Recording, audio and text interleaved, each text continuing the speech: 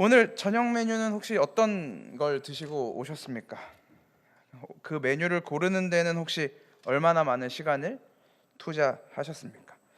우리 인생에서 음식은 적지 않은, 그리고 사람에 따라서는 인생에서 가장 큰 비중을 차지하기도 합니다. 오늘 몇 끼를 먹었느냐에 따라서 기분이 좋아지기도 하고 기분이 나빠지기도 합니다. 기껏 힘들게 찾아서 들어갔던 식당에 맛없는 음식으로 배를 채우고 나오면 하루 종일 기분이 언짢기도 합니다. 제가 저희 어머니와 함께 살 때 어머니가 저에게 부탁하신 것이 하나 있었습니다. 물론 여러 가지가 있었지만 오늘 음식과 관련해서 부탁을 하나 하신 것이 있는데, 그것은 뭐였냐면 점심 먹을 때 저녁 뭐 먹을 건지 물어보지 말아달라는 것이었습니다. 매 끼니 뭘 차려야 하나, 점심은 뭘 먹나 저녁은 뭘 먹나 고민하는 것도 힘든데 최소한 그 오랜 고민 끝에 나온 메뉴를 먹고 있는 동안에는 다음 메뉴 고민하지 않게 해달라라는 것이 저희 어머니의 요구였습니다. 그래서 우리 안에 오늘 우리가 뭘 먹을지, 어떤 것으로 나의 배를 채울지를 고민하는 것이 행복한 일이기도 하지만 그런 면에서 그만큼 스트레스 받는 일일지도 모릅니다. 그런데 또 한편으로는 내가 오늘 저녁으로 뭘 먹을지 고민하는 것도, 그리고 그 고민한 음식을 선택할 수 있다는 것도 한편으로는 축복입니다. 왜냐하면 때로 우리는 그 선택권조차도 박탈당하는 시기가 있기 때문입니다. 예를 들면 어디가 아프거나 몸이 좋지 않을 때 우리는 우리의 음식 선택권을 박탈당합니다. 먹어야 하는 음식이 정해져 있고 절대 먹어서는 안 되는 음식들도 있습니다. 갓난아이 때는 모유를 먹든 분유를 먹어야 합니다. 그 아이들은 무엇인가를 씹을 수 없는 상태이기 때문입니다. 거기서 조금 더 자라면 이제 이유식을 먹기 시작합니다. 간이 하나도 배어있지 않은 아주 맛없는, 그러나 아주 부드러운 이유식을 먹기 시작하죠. 그러다가 밥을 먹기 시작하고 군것질을 하기 시작하고, 그리고는 기름지고 간이 세게 밴 음식들도 먹기 시작합니다. 반드시 무언가를 먹어야 하는 시기가 있고 반드시 무언가를 먹으면 안 되는 시기도 있습니다. 그것은 우리의 몸의 유익을 위한 일인 것이죠. 그런 면에서 오늘 본문은 우리에게 무엇을 먹는 것이 너희의 영혼의 유익이 되는지, 어떤 음식이 성도에게 유익이 되는지를 가르치고 있는 것처럼 보입니다. 이 오병이어의 사건이 등장하는 이 시점이 굉장히 재미있습니다. 오병이어의 사건은 놀랍게도 마태와 마가, 누가와 요한복음, 사복음서에 모두 기록되어 있는 사건인데, 그 중에 마태와 마가는 이 세례 요한의 죽음 사건 바로 이후에 이 오병이어의 사건을 기록하고 있습니다. 세례 요한이 죽음 사건이 기록되자마자 그 다음에 연결해서 이 이야기를 하고 있다라는 것이죠. 이것은 마치 갓난아이가 젖을 먹고 어린이는 이유식을 먹으며 어른은 단단한 음식을 먹을 수 있는 것과 같이 세례 요한의 시대를 넘어선 성도가, 하나님의 백성이 먹어야 할 진짜 음식이 무엇인지에 대해서 소개하고 있는 것 같습니다. 이 세례 요한의 죽음 사건은 이스라엘 백성들에게 굉장히 충격적이었을 것입니다. 누가복음 20장 6절을 보면 백성들이 세례 요한을 선지자로 생각하고 있었다라는 것을 우리는 알 수 있는데, 그 선지자로 여겼던 세례 요한이 내 살아 생전에 헤롯 왕에게 처형당했다라는 이야기를 듣는 것이 과연 쉬웠을까요? 그 이야기를 들으면서 세례 요한이 또 이렇게 세상 왕에 의해 명을 달리했구나 정도로 끝날 수 있었을까요? 결코 가벼운 사건이 아니었을 것입니다. 그들에게는 마치 아비 잃은 아들처럼, 목자 잃은 양처럼 충격을 받았을 것입니다. 그렇기 때문에 마가복음 6장에 등장하는 오병이어 사건 앞에는 예수님이 그 무리들을 보시며 목자 없는 양 같음으로 인하여 불쌍히 여기셨다라고 하는 말씀과 연결될 수 있는 것 같습니다. 예수 그리스도의 복음이 전파되기 전에는 이 세례 요한의 세례와 세례 요한이 선포했던 그 선포가 유대인들에게는, 백성들에게는 복음이 되었습니다. 그런데 잘 살펴보면 이 세례 요한이 전한 복음과 예수가 전한 복음의 선포는 약간의 결이 다릅니다. 누가복음 16장 16절을 보면 율법과 선지자는 요한의 때까지요, 그 후부터는 하나님 나라의 복음이 전파되어 사람마다 그리로 침입하느니라 이야기하고 있습니다. 율법을 통해 구원의 모양을 설명했던 것은 요한의 때로 끝이 났다. 그 이후에는 하나님 나라의 복음이 사람마다 침입하기 시작했다라고 이야기하고 있는 것입니다.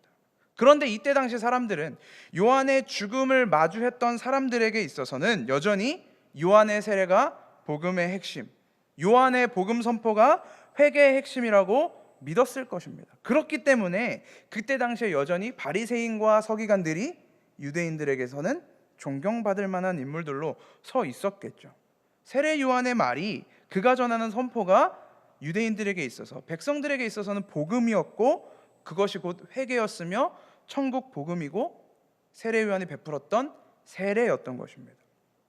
그렇기 때문에 이 유대인들에게 세례 요한의 죽음은 절망이고 좌절일 수밖에 없었던 것이죠. 이제 우리에게 복음이 떨어지지 않겠구나, 이제 우리에게 하나님의 말씀이 끊어지겠구나 라는 두려움도 찾아왔을 것입니다.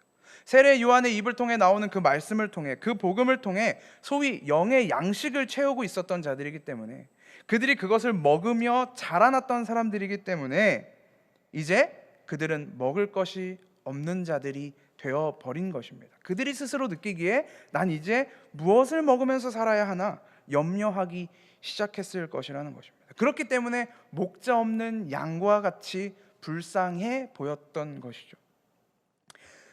그런데 그랬던 자들에게 오늘 이 본문은 새로운 양식, 완전한 양식이 주어지는 것입니다. 그렇기 때문에 이 오병이어의 사건은 단순히 예수 그리스도가 먹을 것이 없었던 자들에게 놀라운 기적과 이적을 통해 배를 채워주신다거나 필요를 공급하신다는 등의 1차원적인 이야기를 하고 있는 것이 아닙니다.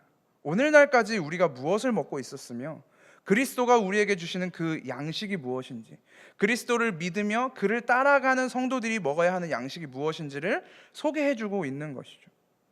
지금껏 유대인들 그리고 그들의 지도자였던 바리새인과 서기관들이 먹었던 양식은 무엇이었습니까? 그들이 먹었던 것은 바로 율법과 행함이었습니다. 율법의 저주였던 것이죠. 어떤 일은 행함으로, 어떤 것은 행하지 않음으로 하나님 앞에 자기 자신의 의로움을, 하나님 앞에서 자신이 구원받기에 합당한 자격을 가진 자임이 드러났던 것이 그들의 음식이고 양식이었습니다. 그렇기 때문에 성전에서 기도하는 그 바리새인의 기도, 저 세리와 같지 않음을 감사하나이다라는 기도가 나왔겠죠. 그것이 요한의 가르침이었습니다. 누가복음 3장을 보면 세례 요한이 가르친 회개에 합당한 열매를 맺기 위해서, 회개에 합당한 열매를 맺기 위해서 해야 하는 일이라고는 겨우 두 벌 있는 자가 옷을 나누어 주고 세리들이 자신의 몫의 금액만 챙기는 것, 군인들이 사람들의 돈을 강탈하지 않고 거짓으로 사람을 고발하지 않는 것 정도에 머물러 있었다면, 우리 중에 그 누구도, 어느 한 사람도 회개하지 못할 사람은 없었을 것입니다. 옷 두 벌인데 한 벌 주는 게 그렇게 어려운 일입니까? 세리가 그냥 마음 먹고 나에게 부과된 세금만 먹이는 것이 어려운 일일까요? 만약에 그것이 정말 구원의 방법의 전부였다면, 그것이 회개의 전부였다면 그 정도조차도 자신의 인생에서 하지 않았을 사람은 없습니다. 회개하지 못할 사람은 없었다라는 것이죠. 세례 요한이 말했던, 선포했던 그 정도의 회개와 구원은 더 나아가서 인생 속에 믿음이 없어도 충분히 할 수 있는 것이었습니다. 우리가 누군가를 자선하고 누군가를 도와주는 것, 어쩌면 세상에서 믿음 없는 사람들이 더 많이 할지도 모릅니다. 그것이 바로 세례 요한이 가지고 있었던 율법과 선지자의 한계였던 것이죠.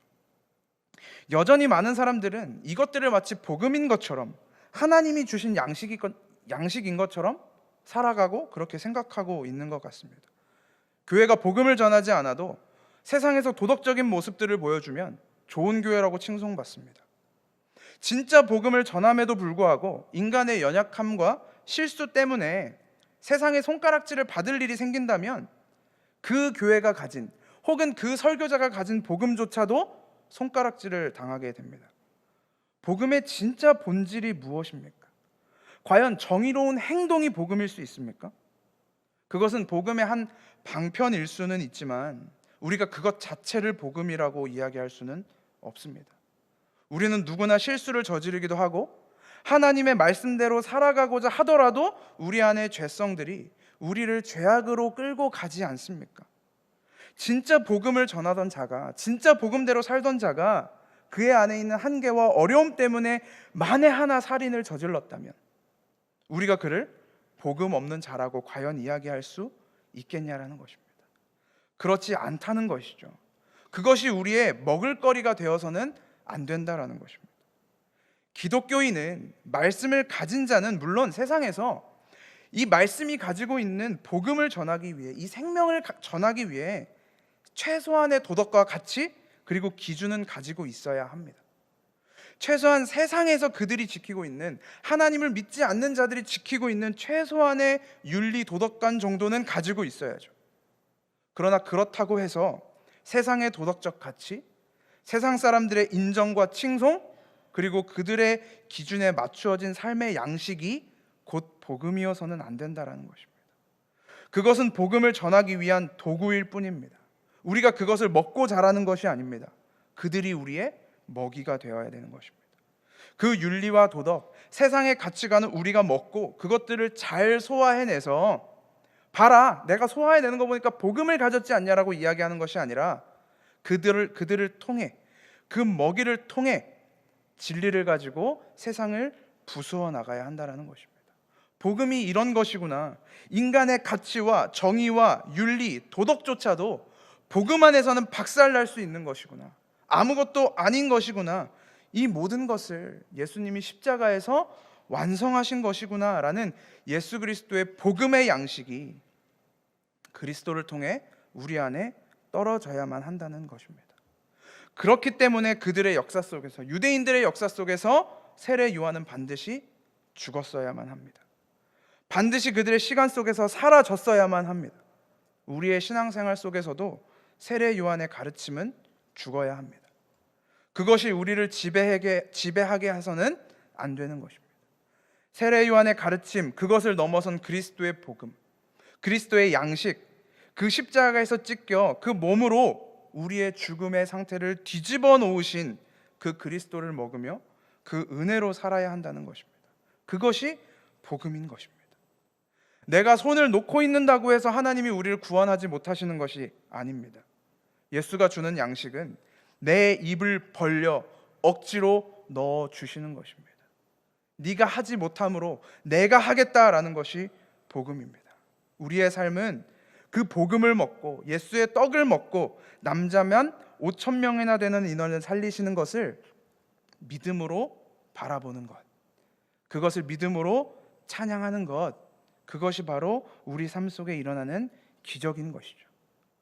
오늘 본문은 그것을 어떻게 드러내고 있는지 살펴보면 그들이 있었던 곳을 빈 들이라고 합니다. 그들이 빈 들에서 먹을 것이 없어서 고단한 상태에 놓여 있었다라고 이야기하죠.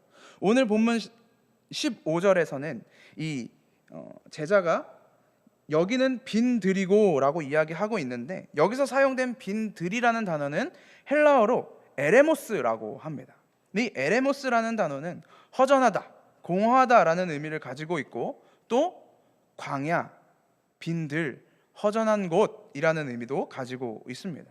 마태복음 4장 1절에 예수가 성령께 이끌리어 마귀에게 시험을 받으러 광야로 가사라고 할 때 그 광야로 번역된 단어가 이 에레모스이기도 합니다. 그렇기 때문에 오늘 이 오병이어의 이야기는 에레모스, 즉 광야에서 먹을 것이 없어 고단했던 자들에 대한 이야기이며, 그 광야에서 허기진 자들이 지금껏 먹어보지 못했던 음식이 주어지는 현장인 것입니다. 광야에서 먹을 것이 없어서 불평하던 자들이 지금껏 그들이 먹어보지 못했던 음식을 받아 먹었던 현장이 어디였는지 혹시 기억하십니까? 그 자리가 바로 출애굽기 17장의 광야였죠. 그들이 먹었던 떡이 바로 만나였습니다. 이 광야와 만나 사건을 기억하는 자들에게, 특히 구약의 전문가라고 말할 수 있는 이 유대인들에게 있어서 오병이어의 사건은 단순히 내가 지금 떡을 먹었다라는 기적을 넘어서 그 날을 바라보게 하는, 그 날을 꿈꾸게 하는 사건이었던 것입니다. 그렇기 때문에 요한복음에서는 오병이어의 사건 이후에 이 무리들이 예수를 쫓아가 왕으로 삼으려고 시도하는 것입니다. 요한복음 6장 14절에서 15절은 이렇게 이야기합니다. 사람들은 예수께서 행하신 표징을 보고 이분은 참으로 세상에 오시기로 된 그 예언자이다 하고 말하였다. 예수께서는 사람들이 와서 억지로 자기를 모셔다가 왕으로 삼으려고 한다는 것을 아시고 혼자서 다시 산으로 물러가셨다라고 이야기합니다. 이분이 참으로 세상에 오시기로 된 그 예언자라는 유대인들의 생각은 결코 우연이 아닙니다. 그들이 머릿속에서 자기들 마음대로 만들어낸 생각이 아니라는 것이죠. 신명기 18장에서 모세는 그의 마지막 설교에서 이스라엘 백성들에게 하나님이 주신 하나의 약속을 전달합니다. 18장 15절을 보면 주 당신들의 하나님은 당신들의 동족 가운데서 나와 같은 예언자 한 사람을 일으켜 세워주실 것이니 당신들은 그의 말을 들어야 합니다. 율법과 구약의 전문가들이었던 유대인들은 이 약속을 언제나 마음속에 두고 있었겠죠. 모세와 같은 예언자가 일어날 것이다. 하나님의 약속은 반드시 이루어질 것이기 때문에 모세와 같은 선지자가 예언자가 일어날 것이다 라고 기대하고 고대하고 있었을 것입니다. 더 나아가 나단을 통해 다윗과 약속하셨던 그 왕위, 왕권, 역대상 17장 12절부터 14절까지의 약속 또한 믿고 있었습니다. 바로 그가 내게 집을 지어줄 것이며 나는 그의 왕위를 영원토록 튼튼하게 해주겠다. 나는 그의 아버지가 되고 그는 나의 아들이 될 것이다. 내가 네 선임자에게는 내 총애를 거두었지만 그에게서는 내 총애를 거두지 아니하겠다. 오히려 내가 그를 내 집과 내 나라 위에 영원히 세워서 그의 왕위가 영원히 튼튼하게 서게 하겠다라는 이 다윗의 왕권 회복에 대한 약속입니다. 물론 이 약속들, 모세를 통해 하셨던 약속, 다윗을 통해 하셨던 약속들은 1차적으로는 여호수아를 통해서 완성되었고 솔로몬을 통해서 이루어졌지만 우리가 아는 것과 같이 솔로몬의 왕위는 영원히 서지 못했습니다. 바벨론에 의해 끝장이 났죠. 이스라엘 주권은 빼앗긴 상태입니다. 그렇다면 이 약속을 믿고 있던 유대인들에게 있어서 이스라엘 왕위가 영원토록 견고할 것이라는 약속은 아직 이루어지지 않은 것입니다. 그렇기 때문에 그들이 예수를 쫓아다니면서 매일같이 다윗의 자손으로 오신 예수여 라고 예수를 왕이라고 생각했던 것입니다. 이 사건을 통해서는 심지어 모세가 약속했던 그 예언자로까지 연결이 된 것입니다. 그렇게 생각했던 예수였는데 광야에서 굶주렸던 자들에게 떡이 제공된 사건이라니 너무 딱 맞지 않습니까? 유대인들이 그토록 기다렸던 사건과 그토록 기다렸던 인물이신 이 예수 그리스도 안에 그런 것들이 너무 잘 융합되지 않습니까?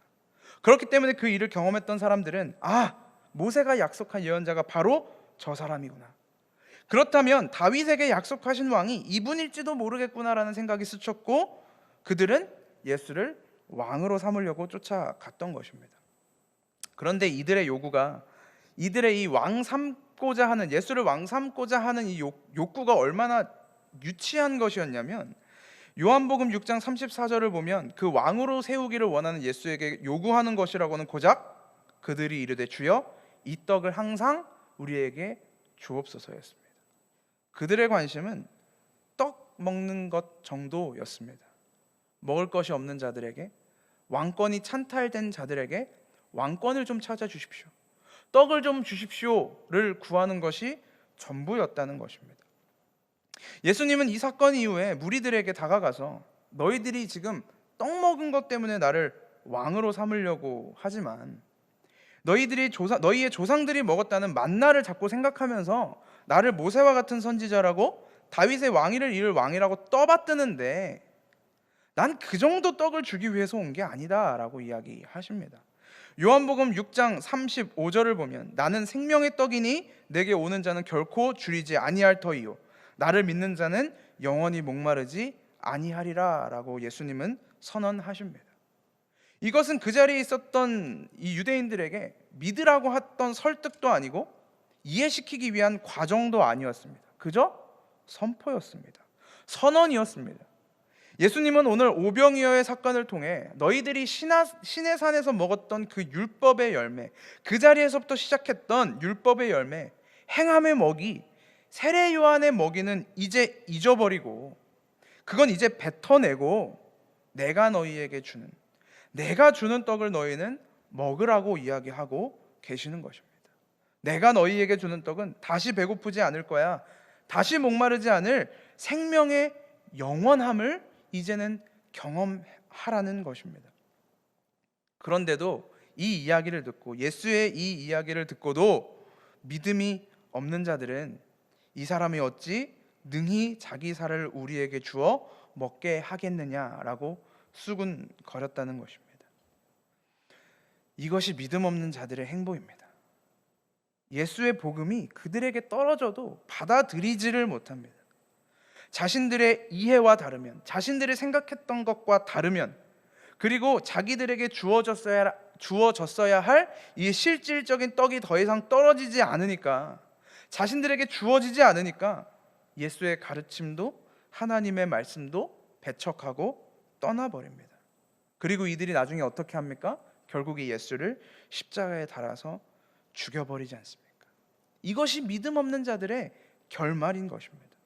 머지않아 그들에게 떨어질 그 생명의 떡, 예수의 살과 피가 그들에게 생명을 줄 것임에도 불구하고, 아니 하나님의 영원의 관점에서는 이미 이 세상에 생명이 주어졌음에도 불구하고 그 구원의 복음을 알아듣지 못하는 현실이 예수의 면전에서 이루어지고 있는 것입니다. 이 요한복음 6장에서는 예수님이 이 말씀을 하시자 무리들이 다 떠나가는 것으로 끝이 납니다. 그리고 제자들에게 이렇게 물으십니다. 너희도 떠나가려느냐? 예수가 주신 떡이 무엇입니까? 예수가 그들에게 주었다고 말씀하시는 그 생명의 떡이 도대체 무엇입니까? 마태복음 26장 26절, 그들이 먹을 때 예수께서 떡을 가지사 축복하시고 떼어 제자들에게 주시며 이르시되 받아서 먹으라, 이것은 내 몸이니라 하시고, 바로 이 떡이 예수가 우리에게 주시는 떡입니다. 죄로 인해 갈기갈기 찢어졌어야 했던 우리를 대신해서 예수 그리스도가 그 찢기신 몸을 내어주고 우리에게 생명을 얻게 한 바로 그 떡입니다. 예수가 우리에게 내어주신 그 떡이 우리를 살게 합니다. 그 떡만이 우리를 살게 합니다. 그럼에도 불구하고 놀랍지만 여전히 많은 사람들은 이 떡을 먹지 않겠다라고 이야기합니다. 예수가 주시는 그 복음의 떡을, 생명의 떡을 거부합니다. 내가 만든 떡으로는 영원한 생명을 얻을 수가 없어서, 내가 지금껏 준비한 떡으로는 이 영생에 들어갈 수가 없어서 예수가 자신의 몸을 찢어 우리에게 생명의 떡을 넣어주시는데, 그럼에도 그 떡이 싫다고 이야기합니다. 그 떡을 거부하고 살아갑니다. 그러나 그렇지 않습니다. 세례 요한의 때까지 그들의 인생 속에 떨어졌던 그 떡은 더 이상 먹을 것이 못 됩니다. 다 큰 어른이 분유를 먹고 살 수는 없는 것처럼 그리스도의 믿음 안에 들어있는 자들은 예전의 양식으로 돌아갈 수가 없는 것입니다. 그것이 바로 광야 같은 이 세상에서 하나님의 백성인 우리가, 성도인 우리가 먹어야 하는, 반드시 먹어야만 하는 진짜 양식입니다. 그리고 그것을 먹은 자들은 다시는 배고프지 않은, 다시는 목마르지 않을 영원한 생명을 얻게 되는 것이죠. 그 떡을 먹은 사람이, 예수가 주는 그 떡을 먹은 사람이 남자만 5,000명이라고 이야기합니다. 이 기록은 사복음서에 동일하게 똑같은 숫자로 기록되어 있습니다. 빈 들에서 예수가 주시는 떡을 먹고 배에 불렀다, 배가 가득 찼다라고 말하는 남자만 5,000명이었던 사건 이후에 이것과 아주 비슷한 사건이 후에도 또 등장합니다. 어떤 사건에서 등장하냐면 이 사도행전 3장에서 요한과 베드로가 이 성전 미문에서 나면서부터 안진뱅이였던 자를 일으키는 사건이 있지 않습니까? 그 사건 이후에 사람들이 이 뛰어다니는 안진뱅이를 데려다가 베드로와 요한 앞에 세워놓고 어떻게 된 일인지 설명하라고 합니다. 그러면서 3장 11절부터 26절까지는 베드로와 요한이 그 자리에 서서 설교를 하기 시작합니다. 지금 설교가 너무 길어질 수도 있어서 제가 여기서 읽지는 않겠지만, 성도분들이 혹시 집에 돌아가셔서 혹은 예배가 끝나신 후에 이 11절부터 26절까지 베드로의 설교를 한번 읽어보시길 바랍니다. 그 말씀을 듣고 예수 그리스도를 전하는, 예수 그리스도의 십자가 죽으심과 부활하심을 통한 생명의 복음을 듣고 믿은 자가 있다라고 이야기하는데, 사도행전 4장 4절, 말씀을 들은 사람 중에 믿는 자가 많으니 남자의 수가 약 5천이나 되었더라. 예수 그리스도가 이 빈 들에서, 광야에서 그들에게 준 떡은 단지 먹고 배부른 떡, 집에 돌아가서 또 저녁을 먹어야 되는 떡이 아니었습니다. 그것은 복음이었으며 예수 그리스도의 십자가 사건이 우리에게 주는 영원한 생명을 주는 그리스도 자체였던 것입니다. 그리고 그것만이 광야 같은 이 세상에서 우리가 먹어야 하는 진짜 양식인 것입니다. 세상에는 먹고 싶은 음식이 참 많습니다. 무엇을 먹어야 할지 몰라서 고민하는 시간이 때때로 실제로 먹는 시간보다 더 길어질 때도 있는 것이 요즘 시대인 것 같습니다. 그러나 시대가 바뀐다고 해도, 세대가 바뀐다고 해도 우리가 먹어야 할 음식에는 변함이 없습니다. 꼭 먹어야 하는 음식도 존재합니다. 우리가 반드시 먹어야 하는 양식은, 성도가 반드시 먹어야 하는 양식은 세례 요한이 주었던, 율법과 선지자가 주었던, 바리새인과 서기관들이 주었던 양식이 아닙니다. 우리가 먹어야 할 예수 그리스도라는 양식, 우리가 할 수 없기 때문에, 너희가 완성할 수 없기 때문에, 너희가 스스로 먹을 수 없기 때문에 예수가 대신 행하셔서 완성하신 그 양식, 예수를 먹고 마시며 오늘도 우리 안에 완성된 하나님의 나라를 경험하시는 사랑교회 성도님들 되시기를 바랍니다.